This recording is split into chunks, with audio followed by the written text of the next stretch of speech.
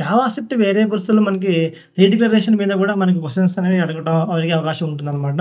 మనకి ఫస్ట్ ఒక ఎగ్జాంపుల్ చూసినట్టయితే where x is equal 10 where x is equal 20 అని చెప్పేసి ఇక్కడ xని మనం కన్సోల్ చేస్తాం అనమాట.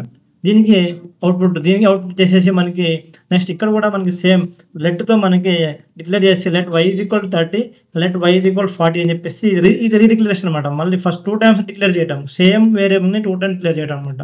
ఇలా చేసినప్పుడు మనకి అవుట్‌పుట్ ఏమొస్తుందని చెప్పేసి మనకి అడగడానికి అవకాశం ఉంటుంది. ఫస్ట్ వేర్‌ని చెక్ చేద్దాం.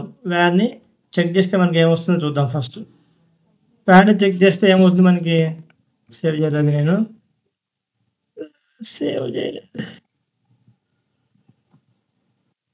వేర్‌ని చెక్ చేస్తే మనకి 20 వచ్చింది. ఎందుకంటే మనకి 2 టైమ్స్ రీడిక్లరేషన్ చేసాం ఇక్కడ వేర్‌తో మనం.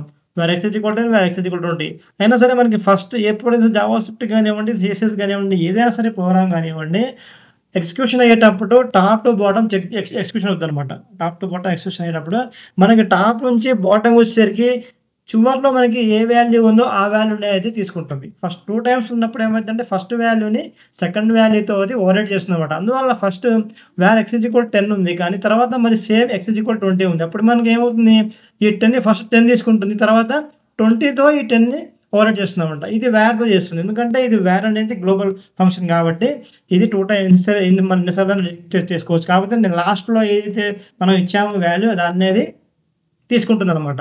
అలాగే సేమ్ మనం లెట్‌తో చేస్తాం. లెట్‌తో చేసినప్పుడు ఏమవుద్దంటే మనకి లెట్‌తో చేయడానికి మనకి ఆటోమేటిక్‌గా ఎర్రర్ అనేది అక్కడ చూపిస్తూనే ఉంది అక్కడ ఆటోమేటిక్‌గా.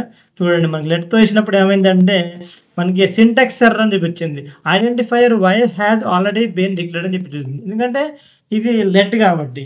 లెట్ అనేది బ్లాక్ స్కోప్ కలిగి ఉంటుంది కాబట్టి ఇది లెట్ కాబట్టి ఇది రీడిక్లరేషన్ అలౌ చేయదు ఎప్పుడైనా సరే. రీడిక్లరేషన్ అలౌ చేయదు. ఒకసారి మనము ఒక బ్లాక్ లోపల ఒకసారే మనం డిక్లేర్ చేయాలి.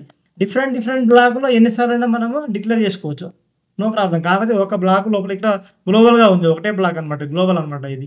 Let y is equal 30 y is equal 40 అని చెప్పి ఇచ్చినాం.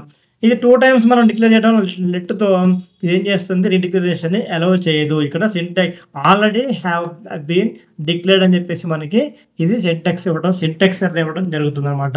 ఇది ఏంటంటే మనకి జావాస్క్రిప్ట్‌లో వేరియబుల్స్‌ని రీడిక్లరేషన్ చేసే విధానం అనమాట. మనం ఎప్పుడైనా సరే వేర్‌తో ఎన్నిసార్లైనా రీడిక్లేర్ చేయొచ్చు. కానీ లెట్‌తో గాని, కాన్స్ట్‌తో గాని మనము చేయకూడదు. సేమ్ బ్లాక్‌లో ఒకే బ్లాక్‌లో డిఫరెంట్ బ్లాక్‌లో నో ప్రాబ్లమ్ అనమాట.